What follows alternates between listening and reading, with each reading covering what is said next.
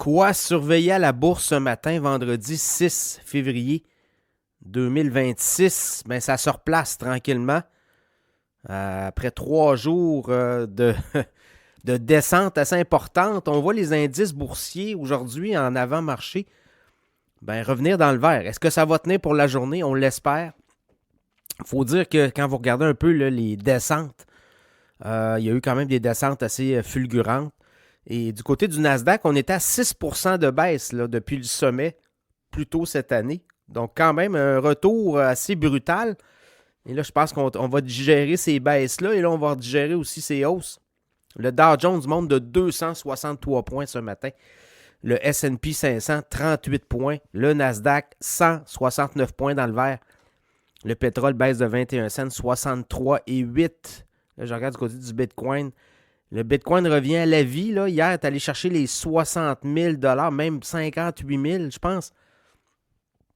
Et là, on est à 67 000 au moment où je vous parle. Rebondi de 4 222 sur la journée. L'Ethereum, même chose. Près des 1945 $, 122 $ de hausse. L'or rebondit 145 $, 4 922. L'argent, silver, 75,41 $, rebondit de 4,59 $. Donc, c'est un peu ça qu'on voit là. On revient à la réalité. On a eu des chiffres, notamment, c'est Amazon. Amazon qui a manqué la cible sur les profits.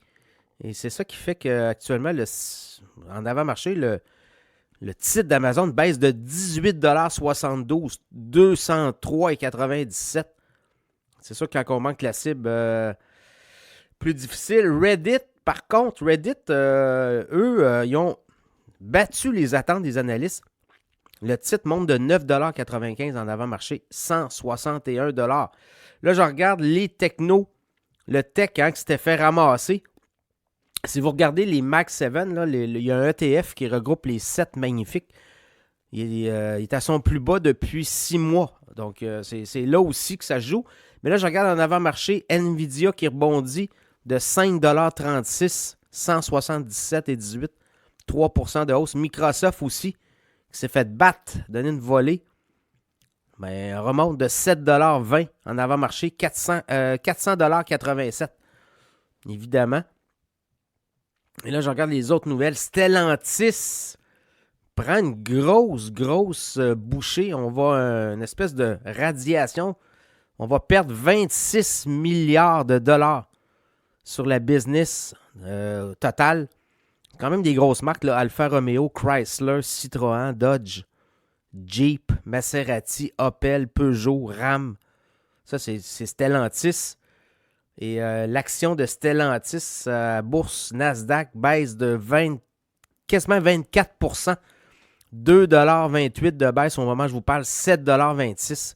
Stellantis est un fabricant d'automobiles qui est en difficulté depuis un certain temps.